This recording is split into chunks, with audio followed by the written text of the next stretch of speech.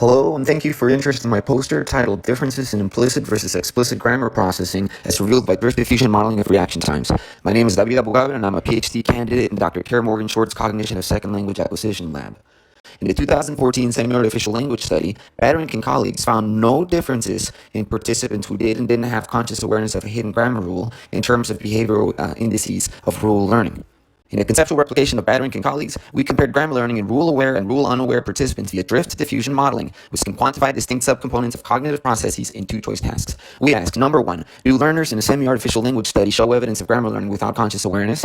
And number two, do learners with versus without conscious awareness of a covert grammar rule differ in grammar processing as revealed by drift diffusion modeling? And if they do differ, then in what ways do they differ? We used a widely replicated semi-artificial language paradigm consisting of English nouns preceded by the pseudo-words gi, ro, ul, and ne.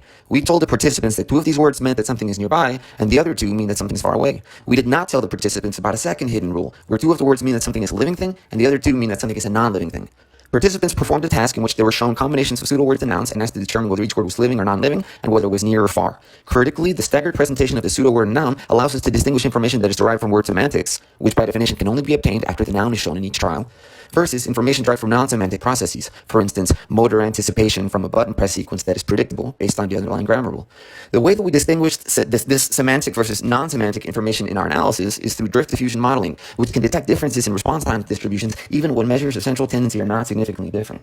The model estimates 7 parameters in the hypothesized evidence accumulation process that occurs in the context of a two-choice decision task. I highlight here 2 parameters that are important for interpreting our results. First, parameter Z, which captures pre-accumulated evidence at trial start, and parameter T0, which captures the timing of non-decision related processes. So for our first research question regarding whether we could replicate Badrink's findings, we performed a mixed effect ANOVA on epoch median reaction times, just like they did, and found that indeed, participants showed signs of learning the rule even in cases where there was no conscious awareness of the rule. For our second research question, we constructed separate drift diffusion models for each participant's rule adhering and rule violating trials, and then performed a 2x2 ANOVA on each of the resulting drift diffusion parameter estimates.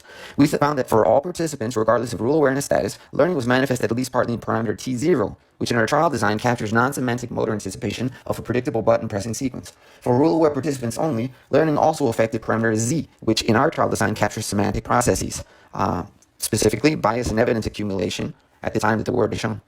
Turning to the discussion, we replicated Badrink's findings that rule learning in this artificial language paradigm can proceed in the absence of conscious awareness.